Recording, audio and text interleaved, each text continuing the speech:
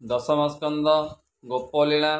त्रयोत्रिंश अध्याय श्री शुकवाच कहती शुक महामुनि शुण राजन चूड़ामणि एमते बने गोप नारी कांदती कृष्ण नाम धरी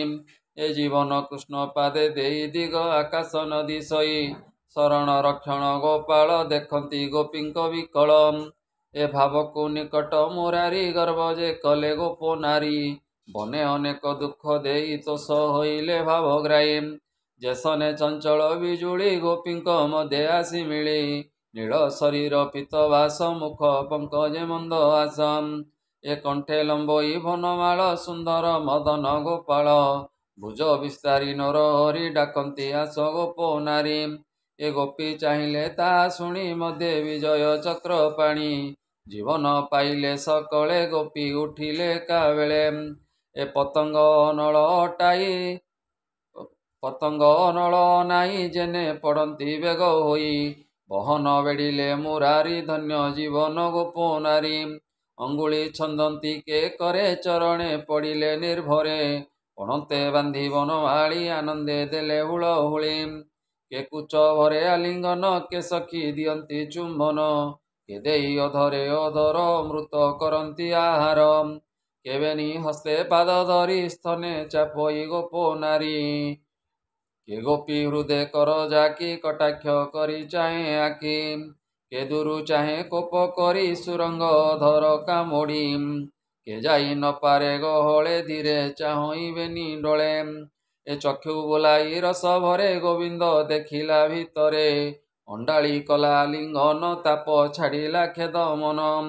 के रूप देखी चक्षु बुझी पुलक कला रोमराजी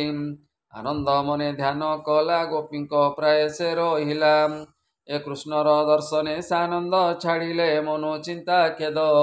ब्रह्म समाधि जन जेने निश्चल हंती जोग ध्याने तक्षणे उठिले मुरारी आवरी छंती ब्रज नारी ब्रह्मा जेसने गुणवंत अधिक लोक गोपीनाथ ए गोपी को घेनी बनमाली जमुना बाली कुदे मिली कुंद मंदार फूल गंध विकासी भ्रमर संपद ए शरद चंद्र तेज झली निर्मल विराजई बाली कृष्णर पाई अंग संग ताप छाड़िले गोपी वृंद ए ब्रह्म विचारी ज्ञान पाई जेते पंडित तोष होई पालटी पिंधिले वसन कृष्ण को बसाई आसन ए जहा हृदय जोगी जने बसांती कल्पित आसने गोपींक भाव हृदय घेनी मध्य विजय चक्र पाणी अशेष ब्रह्मांड ठाकुर रूपे की देवा पटांतर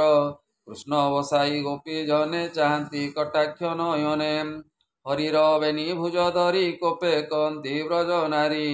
बुरंती शुण प्राणनाथ आंबे देखिलु विपरीत ए जाहाकु भावे जे भजई से किंपा ताहाकु छाड़ई भनाथ तोर पराए भावे न भजंती तो कायम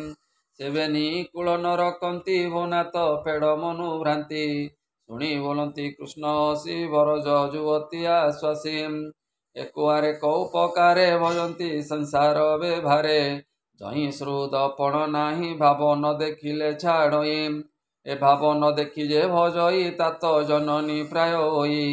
ताहाकु बोली बड़ जन से पाए विष्णुर चरण थोके भगत न भजंती आंब बड़ीमा प्रकाशंती शुण गुआली सावधाने मते भजंती जेते जने ताहाकु भजु थाई मुई मते से भकत जानई मते भकति जे करंती निश्चल होई तांको मते ए दरिद्र जेने धन पाई प्राणु अधिक संभाळई पुणी हराई से धन विषाद करुथाई मन ए भाळई धने मन देई क्षुधा तृषाही न लागई तेमत होई मोर लागे भक्ति करुथाई थके ए तुम्भे तेमत प्राय होई मोर दे चित्त देई लोक व्यवहार वेद मत छाड़ी भजिले अविरत ए पछे मु थाई तोह तुले भक्ति जानिलई भले मते न कर तुम्भे रोष तुम्बर पुराई भी आसम ए तुम्बर भाव मु जानई छंद कुटिल माया नाई अनेक काले तुम्बर सुझी न पारे उपकार मोहर मायार सांकुली भावे काटिल गोपवाड़ी ତୁମ୍ଭର ଜନ୍ମ ମୃତ୍ୟୁ ନାହିଁ ମୋତେ ଜିଣିଲ ଭାବ ଦେଇ। ଏ ମୋର ଭକତି ଯେ ଲୋଡ଼ନ୍ତି ସେ ମୋର ପଥ ଆବରନ୍ତି। ମୁହିଁ ଠାକୁର ତାହାଙ୍କର ସୁଜନ ମାନଙ୍କ ବ୍ୟବହାର। କହଇ ଦାସ ଜଗନ୍ନାଥ ମୁଁ କୃଷ୍ଣ ସେବକର ଭୃତ୍ୟ। ଇତି ଶ୍ରୀମଦ୍ଭାଗବତେ ମହାପୁରାଣେ ପରମହଂସ୍ୟାଂ ସହିତାଂ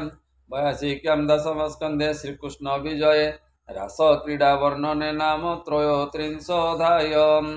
ବୋଲାନନ୍ଦେ କବାର ହରି ହରି ବୋଲ।